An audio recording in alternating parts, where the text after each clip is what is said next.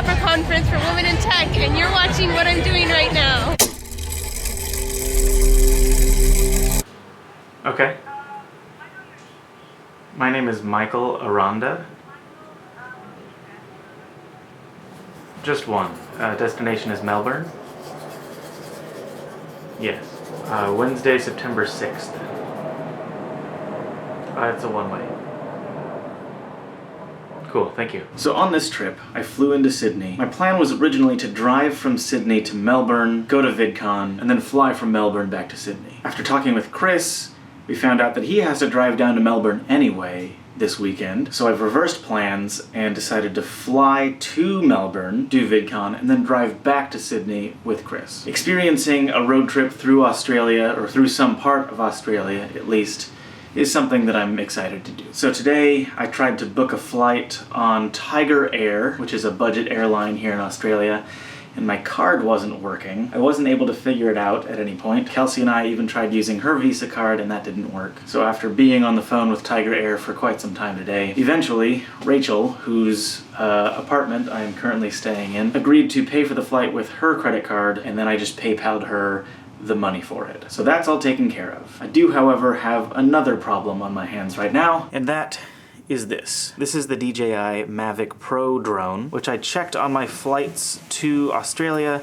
and it arrived with the gimbal broken. So now the camera just kind of dangles there like that. Delta has a policy where any damaged luggage has to be brought to Delta's attention within 24 hours of arrival, and I did not notice this until after that time had elapsed. I also called a drone repair shop here in Sydney, and they said that with any sort of gimbal related problem, they have to ship the stuff back to DJI, and it's probably a 3-week return trip. So I am currently without drone. I am wondering if it's possible for me to repair this myself. After looking at it, it looks like what happened is there's a plastic piece on the top of the gimbal here that was attached down here, and it appears to have snapped. So I'm wondering if it's possible for me to super glue that back to this. So I guess sometime tonight I'm gonna see if I can find some Australian super glue. Alright, I'm all packed up. I hope I put everything back exactly the way that it was. If I haven't, Rachel, I'm sorry. But either way, Rachel, thank you very much for letting me stay in your apartment for the evening, and maybe I'll see you in Melbourne.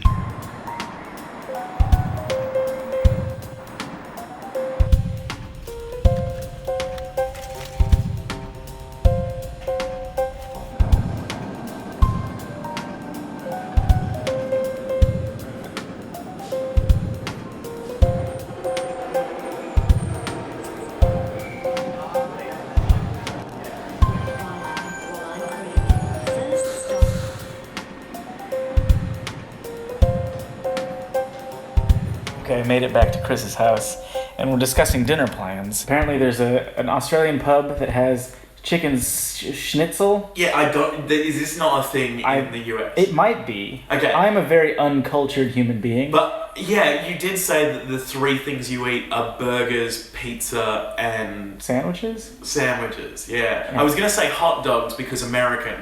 Yeah. See, you're so close to my vision of an American in the way that you eat, but the fact that you don't drink alcohol ruins it.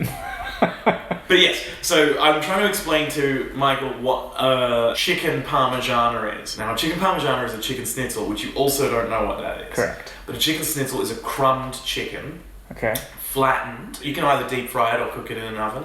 And then the parmigiana is that, but with tomato, what you would call... Tomato sauce? Tomato sauce. Tomato sauce? Tomato sauce, what we would call tomato paste, with like oregano in it, and then ham on top of that, and then cheese. That sounds delicious. Well, I figure that you should try one of our Australian delicacies that we stole from the Germans. No, we stole from the Italians, who stole it from the Germans. As long as it tastes good, I don't care who stole it from who. Yeah, it's great. This is the chicken parmy. Chris got one as well. Classic Aussie pub. Sorry, hot chip. It's not like a finger food, right? No. Here you go. Okay, thank you. I think this Australian pub food is pretty good. I don't know how it differs from American pub food or British pub food. I don't hang out in enough pubs, probably. You destroyed the meat, but you didn't touch. So the salad, this is America through and through. It doesn't have ranch dressing on it, so you're not going to touch it. I just don't like vegetables. But you're a science nerd. You know they're good for you. I am almost a carnivore. But you know for a fact that human beings are not omnivorous. Not carnivorous? We are omnivorous?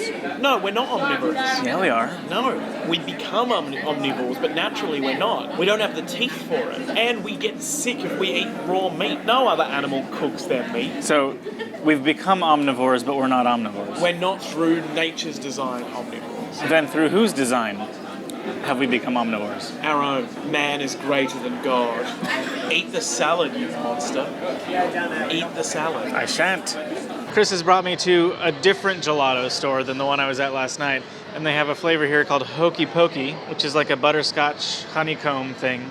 It's pretty good. All right, so I'm sleeping on Chris's couch tonight, and tomorrow morning I'm heading to the airport so that I can fly down to Melbourne and do all the VidCon things this weekend. I have to say, so far I'm really enjoying my Australian adventure. In a lot of ways, it's not all that different from America. Maybe that's why I like it so much. Anyway, I'm going to sleep. Thanks for watching, and I'll see you guys tomorrow.